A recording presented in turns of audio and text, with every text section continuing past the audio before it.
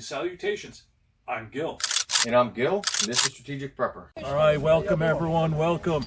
So we are here with Thomas with the Texas, with the West Tennessee Mutual Assistance Group, and we're doing a field exercise. We've talked about the importance of groups, forming groups before. And Thomas, you started this group very recently, right? Yeah, so we've been in operation about 5 months now, 4 or 5 months.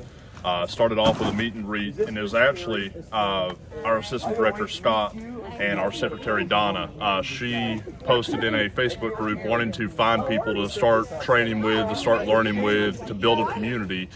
And her and Scott initiated the meet and greet that we did. And from there, most of the people that are here with us here today were there then. We've had a few new people come in since then. Obviously, you and Gil Jr. have joined us here recently.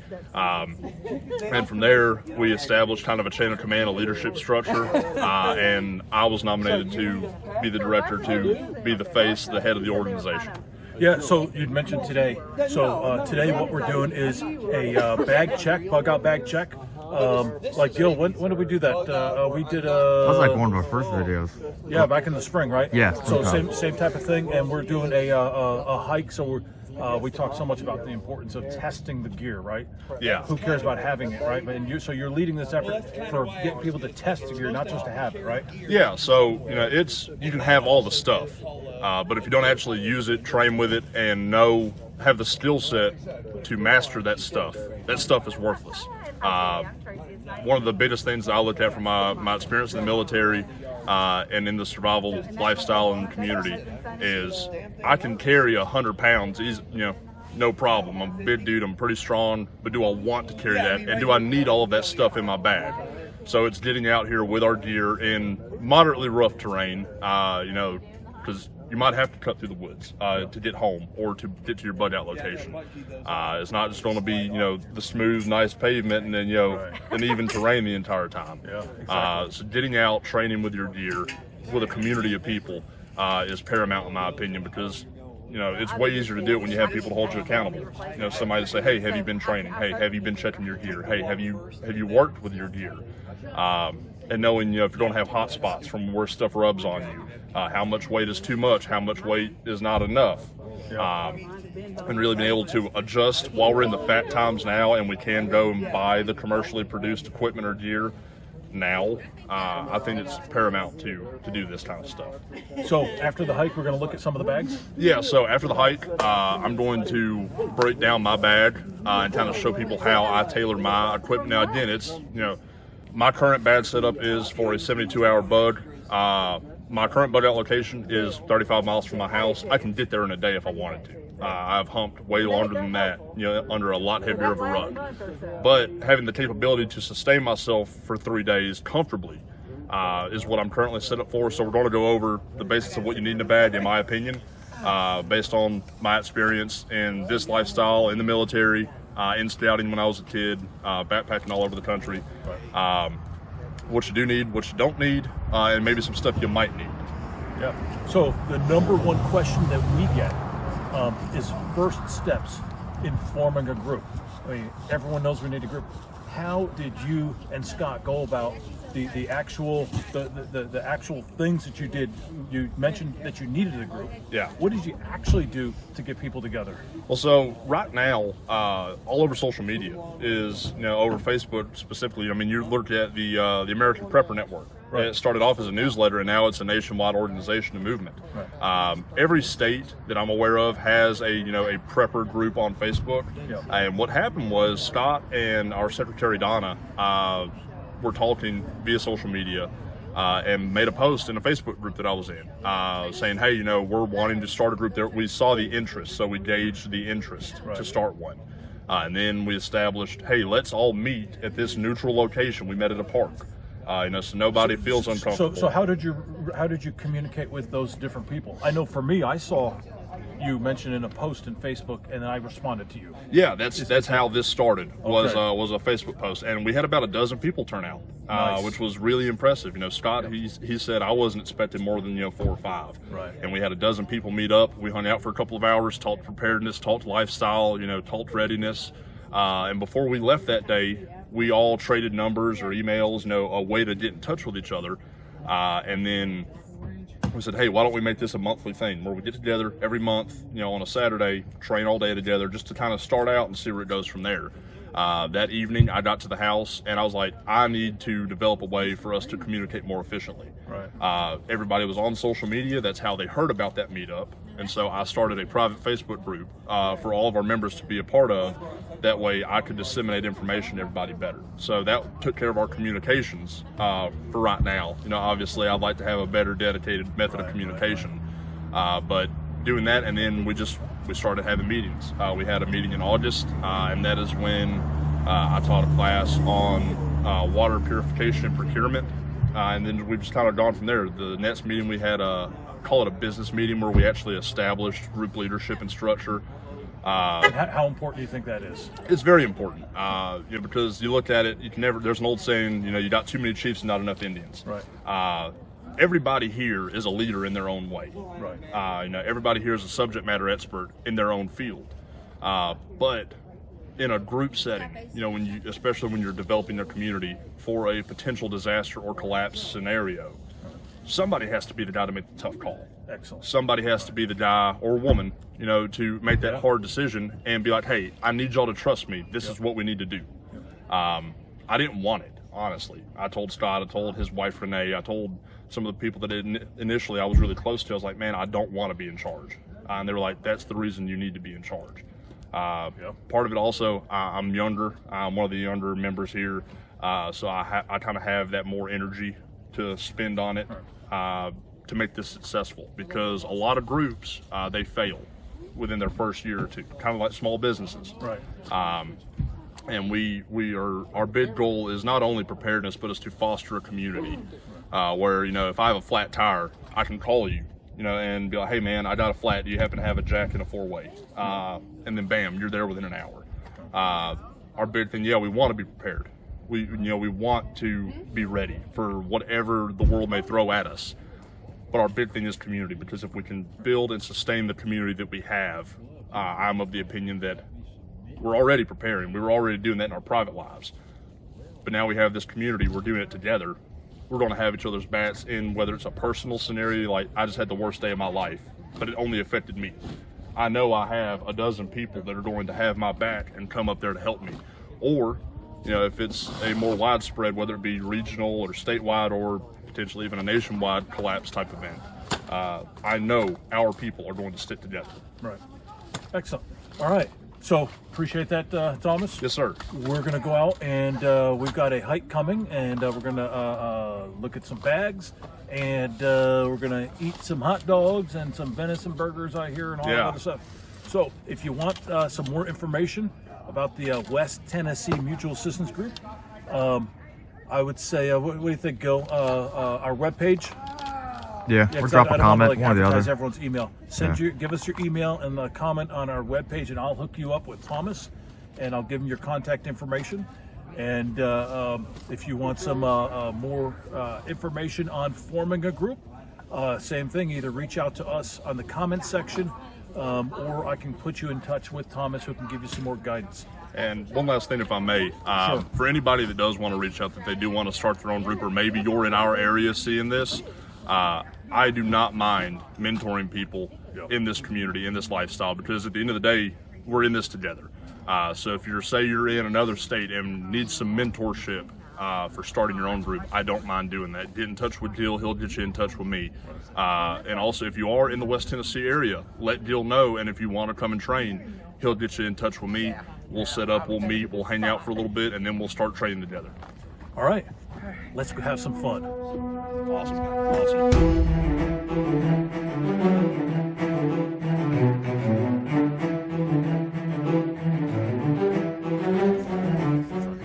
All right, you ready to go there? You look like you're outfitted, and I will follow you. And looks like the whole group is going for our field exercise. And make sure I get some good lighting here. And okay, I'm going to turn this off for a little bit so that I don't fall over and embarrass myself.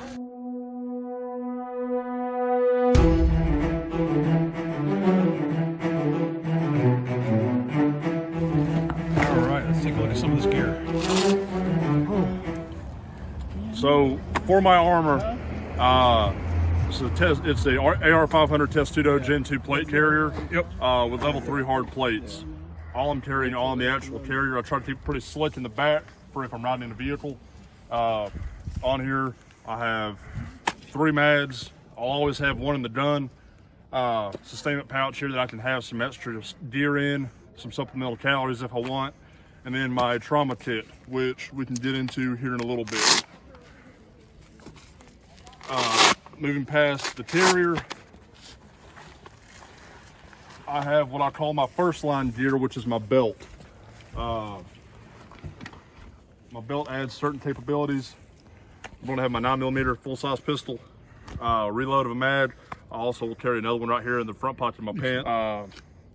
Small little fighting knife for if I'm in a close quarter situation. Maybe I've been knocked down and I can't get to my rifle, and maybe I'm laying on my pistol. I have this knife that I can use to defend myself with. Always carry a set of gloves, whether for shooting or for having to move obstacles. Got the capability to carry 2 more AR mads here. In the back, I have my tourniquet with my trauma shears, and then a dump pouch for either dumping spent magazines, adding secondary gear, what have you.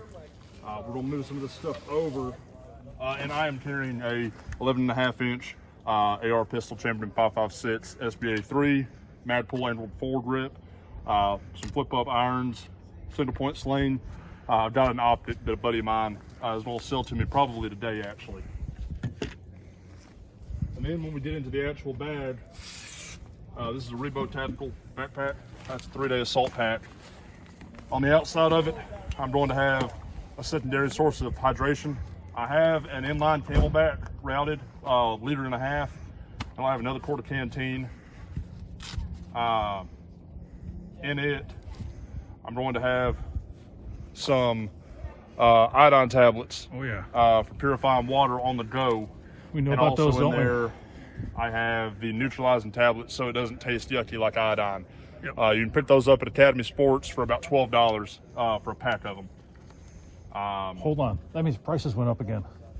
Yeah, I think they were like $4. $4 when we talked about them in the spring. Yeah. Oh my gosh. They have gone up. A lot of stuff has gone up with the supply shortages. So get your stuff now before prices keep going up. This is Yeah. what I'm hearing. Yeah.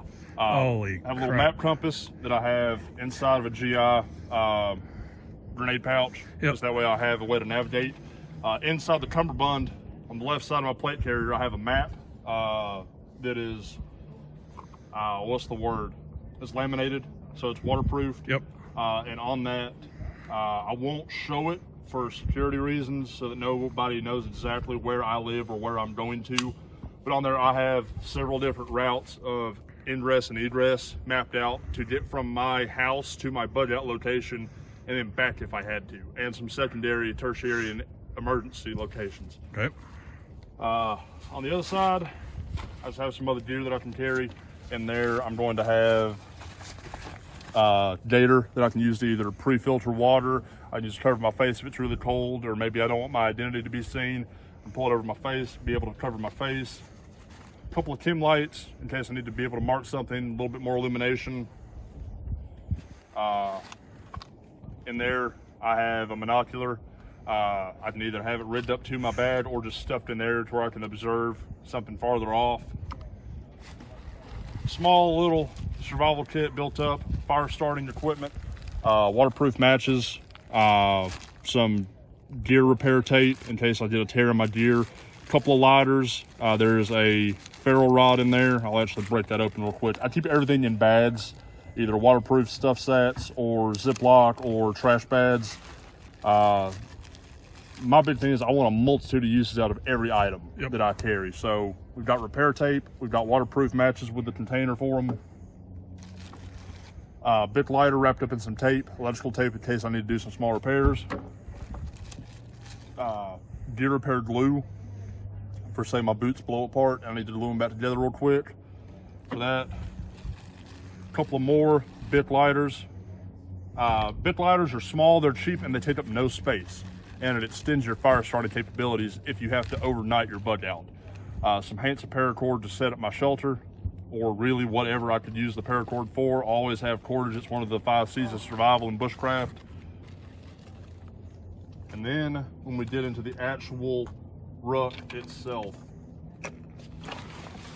down at the bottom, it's just a GI sleeping mat. You can pick those up at surplus stores for about $5–10. All of my zippers, this is a really important thing in my opinion, are tied together. That way, if I stumble, if I fall, but maybe I'm traversing at night and I don't have night vision capabilities. If I fall down a hill, yeah, it's strapped together, but all of my zippers are tied so that none of my gear falls out, and maybe I'm having to practice light conservation so that I don't give my position away. It secures my gear a little bit better. Breaking into the main compartment, I've got some more fire starting. What I did is I just took dryer lint from my dryer, stuffed it into some toilet paper rolls and covered that with duct tape to make sure it stays dry while it's in another Ziploc bag. And there I've got a lot of Mountain House or freeze-dried foods, some small incidental calories, some little snacks to kind of keep me going while I'm on the move. Several Mountain House meals, really high calories, really dense in calories. And you know who else is a fan of Mountain House?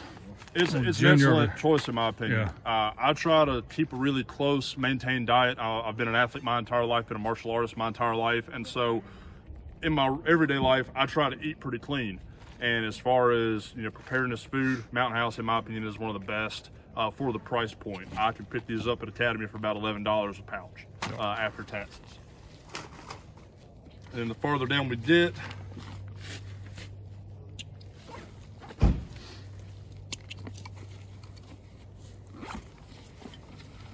I have my stuff set that has in there is my sleeping system, a Ranger roll of clothes, so an extra t-shirt, socks, underwear, and my sleep system is just a lean-to poncho, poncho over the top with a ridgeline drawn up, and if you'd like later on, we can possibly do a video on that. I can demonstrate how to build one of those shelters, and a couple of whoobies, poncho liners to actually sleep with. Here in Tennessee, it doesn't get too cold, and I don't really plan on staying out overnight on my budget out, but if I had to, I have the capability to be protected from the weather and the elements in this. Also in here, I keep a couple of dowel rods. They, a multitude of things, whether it's running a ridge line and having something to anchor down to, I can use them as tent stakes if I needed to. Really endless amount of capability with these, and I have the space. And they don't weigh hardly anything. Getting into this next compartment here, I have more food items. Again, more snacks, more incidental calories, more Mountain House meals, snacks, incidental calories, and these are a product that I'm fielding. They're oatmeals. They're more freeze-dried. They're almost an MRE style. I have them, 3 of them taped together. They operate like an MRE. All you do is just drop water in there. It's chemically activated to heat. Not really high in calories. They're a little bit cheaper than Mountain House. I would not recommend them only because I haven't tested them yet. I'm in the process of testing them. Once I do, me and Jill can get back together and we can do another video on that. Quick little, cutlery stuff. Hold on a second. Did you notice that? Yeah. Well, do you have? That's important, right? The question is, do you have spares? Do you have spares? I do. It's actually not in here right now. I had to take it out and clean it earlier. I have one of the K-Bar Sports. So it's kind of an inside joke. We were on our a couple of day hike with a field test. Yeah. And did you forget yours or lose it or? No, I just never. I had the one combo, and I went to brush it off, and I broke it. Broke it. That's right. And then this is a Stanley Cook set that I got, or no, actually it's GSI Outdoors. I got it at Academy for like $15. And there's a pot to be able to boil water with. There's a cup, there's a plate. All packages up real small, real neat. Takes up no space, weighs hardly nothing. Stainless steel. In this top admin pocket, I keep a pistol cleaning kit. Small travel size for my weapon if I am out in the field overnight, and maybe I have had to get into a defensive situation where I had to use my firearms to protect myself and I need to clean my weapon while I'm camping down. I can clean my pistols, a little bit of duct tape. It sticks to everything including bloody bodies. Take that for what you will. And then I have Right in the notepad. rain. Yes, right in the rain. Get it pulled out. Keep a Right in the Rain notepad in case I need to leave notes about where I'm heading, what my azimuth is, the line of direction I'm traveling. Maybe I need to jot down information I see from a tactical perspective. Maybe I see a piece of gear or equipment or a structure that may have supplies that I could use later. I can make a note of that because I forget a lot of stuff.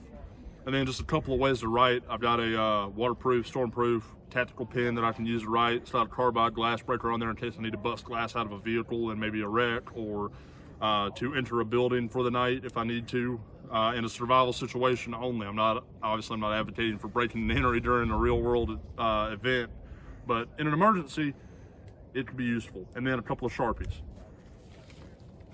And then as we move down to the last admin pouch I have, being able to clean yourself. Your hygiene is very important when you're in the field. Being able to clean yourself, or when nature calls, it's nice to have something to clean yourself up with afterwards. Didn't we do a whole video just on hygiene? I think so, yeah.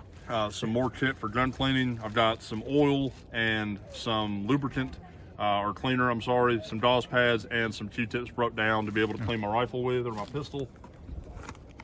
Rifle cleaning kit that also pats away pretty nicely. Then a little supplementary gear, an emergency whistle in case maybe I'm injured. Also has a compass built into it.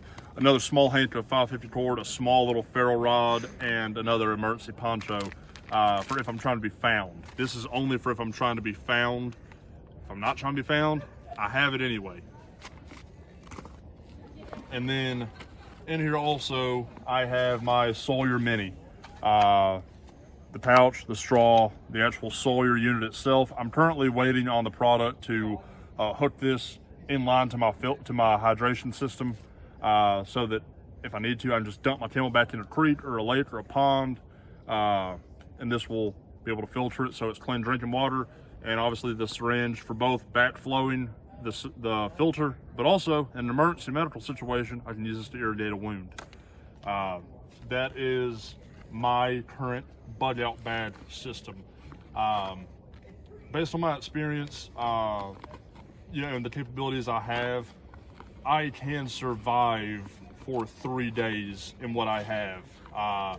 The big thing is, I have containers for water, I have combustion for fire, I have cordage, I have cover for the elements, I have cutting tools, not just the knife on here. I don't have it on me right now. Normally I carry a Gerber multi-tool that I can use for that. I also typically have a larger bushcraft knife and a larger fighting knife, but given what we were doing today, I didn't want to make anybody uncomfortable, because we do have some newer members here with us today that aren't as far along in their preparedness journey as I am, and I did not want that to be something that would maybe make them uncomfortable or a little bit timid about what we're trying to do here, how we're trying to train people. So let me ask you, Gil and I have many times in our videos have told people, just start and test what you have and make adjustments and make adjustments and test and make adjustments. What are your thoughts on that philosophy? Yeah, always. One of the big things, you and I both haven't been in the military. We field test everything. When it's issued gear, we go out in the field and use it, and that's how it stays issued gear. In your personal journey, I noticed some things with my kit, with both my plate carrier and my ruck. Granted, the terrain that we were just on is not like the terrain I will face in my bug out route, because I've already gone through it a couple of times. But should I encounter terrain like this, I did notice some hot spots that were rubbing in weird ways, especially around my shoulders. Maybe that means I need to update my shoulder pads on my plate carrier. Maybe I need to get thicker pads put on this. Getting out and training with your gear, guys, is arguably more important than anything, because if you don't know how to use it before you need it, when you need it, you won't know how to use it, and so you might as well leave it at that point, because it becomes a liability rather than an asset. All right, thanks for watching. Hope you enjoyed this today, and stay safe and stay prepared.